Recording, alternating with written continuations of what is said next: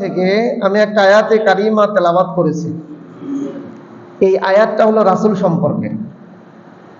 এই পুরো কোরআনটা নাজিল হয়েছে কার উপরে? আমাদের নবীর উপরে। রবিউল আউয়াল মাসের 5টা মোটামুটি তাৎপর্য আছে। প্রথমত, এই পৃথিবীতে আমাদের আদরের নবী, কলিজার টুকরা নবী রবিউল আউয়াল মাসে আসছেন।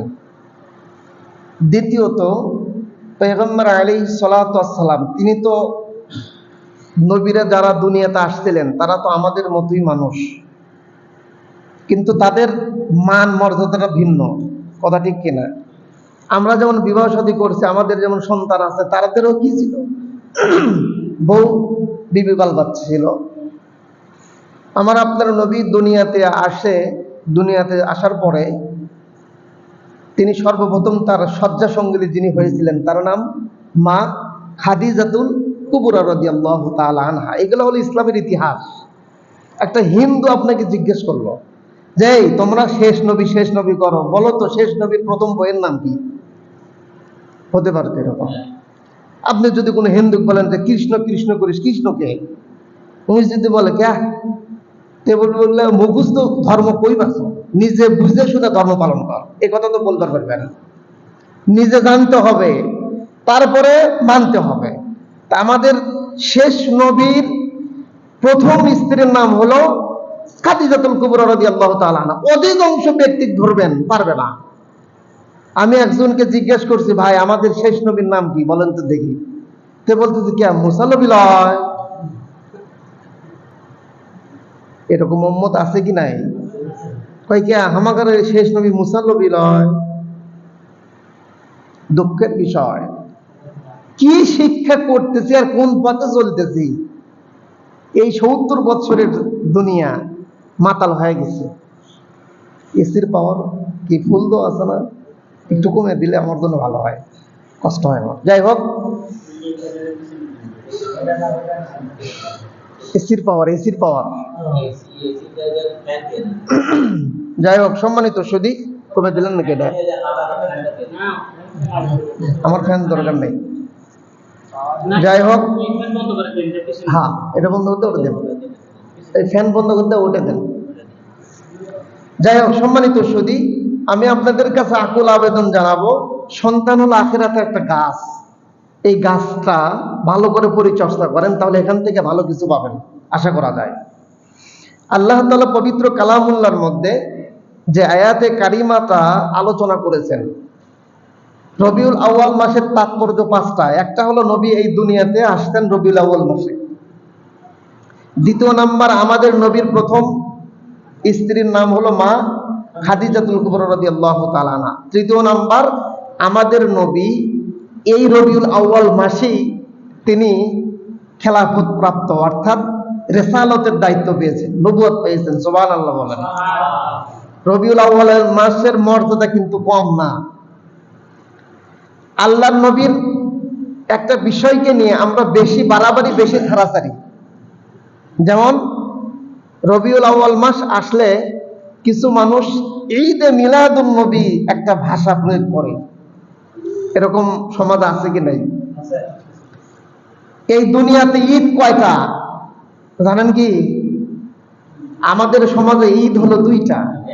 একটা হলো ঈদুল ফিতর, ঈদুল আজহা। প্রশ্ন, আপনারা জানেন কিনা জানেন না যে ঈদুল ফিতর আসলো কোথায় থেকে, ঈদুল আজহা কোথায় থেকে আসছে? এগুলা মনে হয় আপনারা শুনছেন, জানেন, বিভিন্ন যেখানে ঈদগাহ নামাজ পড়েন, হুজুররা তো বয়ান করছে। এই ঈদটা কিন্তু আমাদের নবীর আগে ছিল না।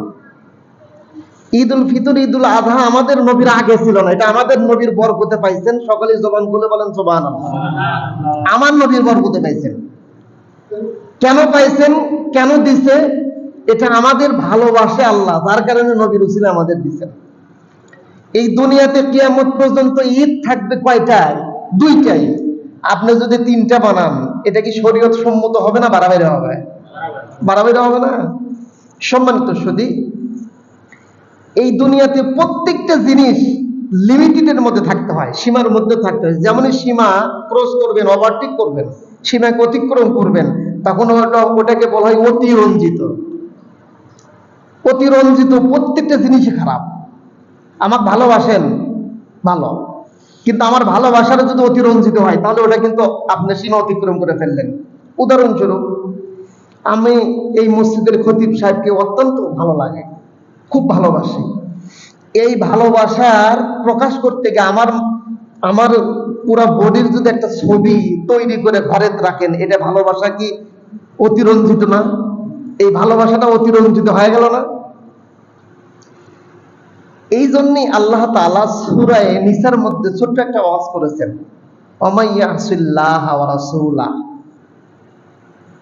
ওমাইয়াসিল্লাহ ওয়া রাসূলা, যে ব্যক্তি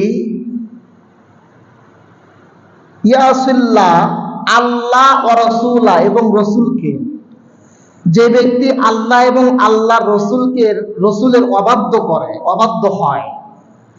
আল্লাহ এবং আল্লাহর রাসূলের অবাধ্য বলতে আল্লাহ তাআলা বলতেছেন, আল্লাহু আকবার, তোমার কাজ বাদ দিয়ে এখন জুমার নামাজ পড়ার জন্য যাও। আপনি মনে করতেছেন মসজিদে আসা বাদ দিয়ে চাষতলের দিকে যাচ্ছেন, এটা হলো আল্লাহর কাজের অবাধ্য হওয়া। কথা বলেন ঠিক কি না? এখানে আরেকটা কথা বলছেন, ওয়ায়াতাআদ্দা হুদুদাহু, যে ব্যক্তি আল্লাহ এবং আল্লাহর রাসূলকে সীমা লঙ্ঘন করে। দুইটা শব্দ ব্যবহার করছে। যে ব্যক্তির মধ্যে দুইটা গুণ থাকবে, বিনা হিসাবে জাহান্নামী, বিনা হিসাবে, কোনো হিসাব লাগবে না। তাও শুধু সেই জাহান্নাম না, কি জাহান্নাম? খালিদিনা ফিহা, চিরস্থায়ী জাহান্নাম। বের হওয়ার মতো কোনো কায়দা নাই। একবার ঢুকবেন তো ওর ভিতর থেকে বের হওয়ার কোনো কায়দা নাই। হিসাবের আগে জাহান্নামের যত শাস্তি পাবেন, এগুলো হলো জাহান্নামের মিনি জাহান্নাম, মিনি মানে জাহান্নামের শোরুমটা আপনি সাইজ করেন। আর হিসাব হওয়ার পরে যে জাহান্নাম, সেটা হলো ফাঁসি। সেটা কি?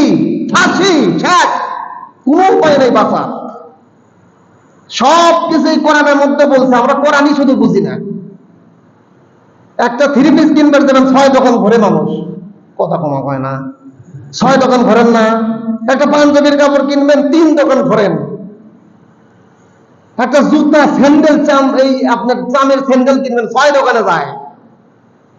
জুতা কিনতে 6 দোকান যান, একটা থ্রি পিস কিনতে 9 জনের পরামর্শ করতে পারেন, একটা বাড়ি করতে 6টা ইঞ্জিনিয়ার পাল্টাতে পারেন, সব পারেন।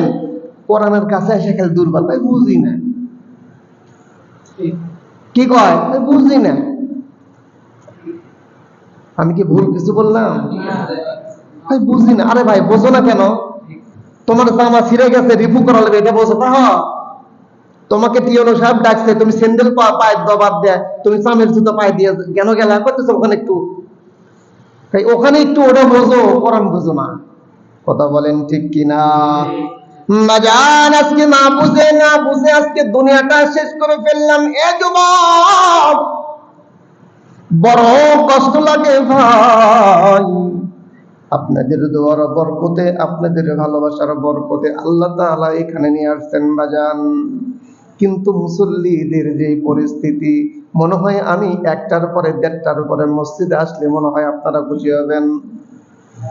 এ বাজান, কোরআন থেকে প্রত্যেকটা জুমায় যদি কথা বলতে এবং শুনতে চান, আপনাদেরকে সেই বাসন, সেই পাত্র নিয়ে আসতে হইবে ভাই। ওই রকম একটা মন মানসিকতা তৈরি করে নিয়ে আসতে হইবে। লোকমান হাকিমের নাম কিন্তু আপনারা শুনেছেন। এ যুবক, লোকমান হাকিম তোমাদের মতো একটা যুবক বান্দা ছিল, কিন্তু আমার আপনার মতো যুবক ছিল না, আমার আপনার মতো যুবক ছিল না। এমন যুবক ছিল ভাই, যেই যুবকের নামে একটা সূরা আল্লাহ নাজিল করেছে, বলেন সুবহানাল্লাহ।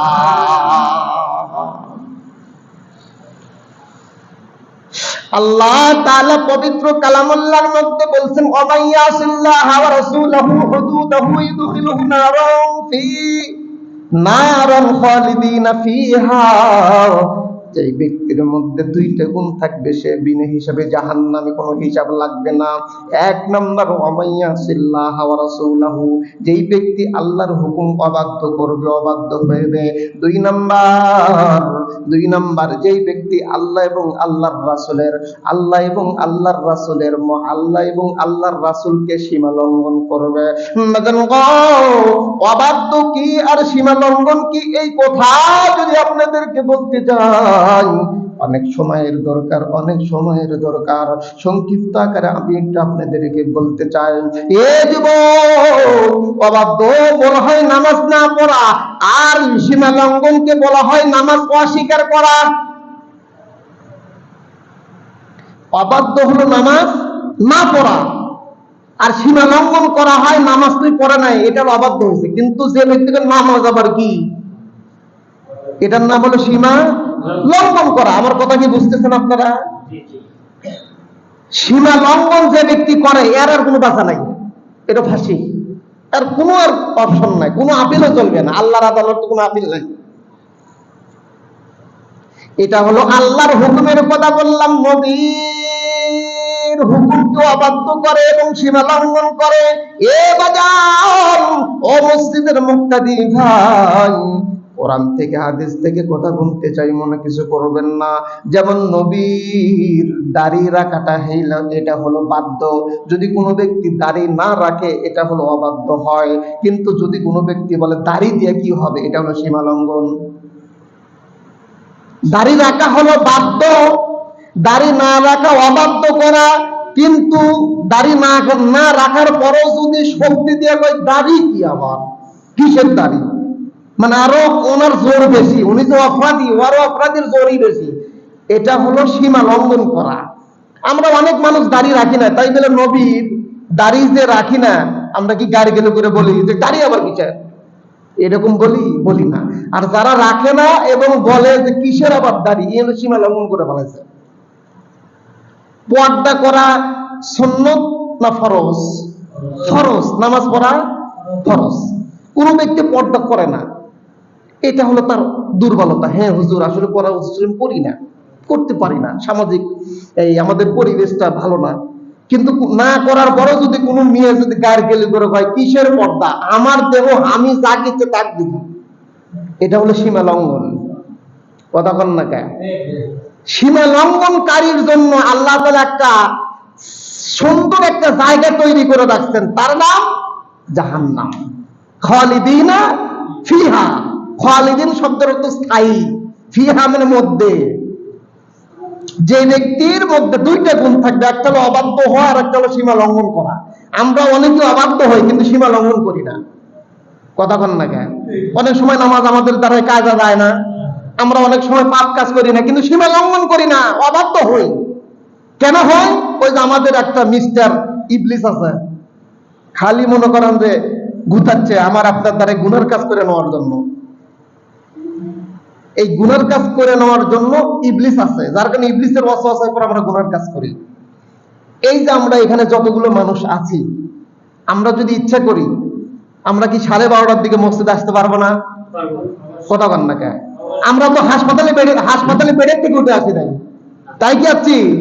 আমরা কিন্তু সুস্থ মানুষই, আসতে পারবো। তবে শয়তান বলতেছে এত সকালে কিসব, কেমন আযান দিছে। কথাটি মিশা কথা বললাম নাকি? এত সকালে কিসব, শয়তান বলতেছে গোসল কত বাজে? 12:30। ইউনুস বিন হুজুর আসবি হলো, আয়সা ওয়াজ করতে করতে ভগর করতে করতে এখনো যাবি 40 মিনিট। এত সকালে তুই কিসব যাবো? কারণ ওই জানতেছে যে সকালে গেলে এই যে কোরআনের একটা চাপ ভিতরে যাবে, ভিতরে গেলে আমি যে শয়তান বুঝতে পারবি। আমি কথা বলতেছিলাম, অতিরঞ্জিত কোন জিনিস ভালো না। আজকে আল্লাহ রাসূলের মিলাদুন নবী মানে জন্ম বৃত্তান্ত, মিলাদ মানে জন্ম, আর সিরাতুন নবী হলো নবীর কর্ম। নবীর জন্ম থেকে তো আমাদের করার কিছু নাই, নবী জন্মগ্রহণ করছে, এখানে করার কিছুই নাই। তবে সিরাত হলো আমাদের জন্য ওয়াজিব, জরুরি। নবী কেমনে কথা বলছেন, নবী কেমনে ব্যবসা করছেন, নবী কেমনে রাজনীতি করছেন, নবী কেমনে আপনার চাকরি করছেন, নবী কেমনে মানুষের সেবা করছেন, প্রত্যেকটা কাজ প্রত্যেকটা বান্দার জন্য জরুরি। এই সিরাত আমাদের জন্য জরুরি। এই মিলাদুন নবী জন্ম বৃত্তান্ত, আল্লাহ রাসূল দুনিয়াতে আসতেন, যে কোনো জিনিস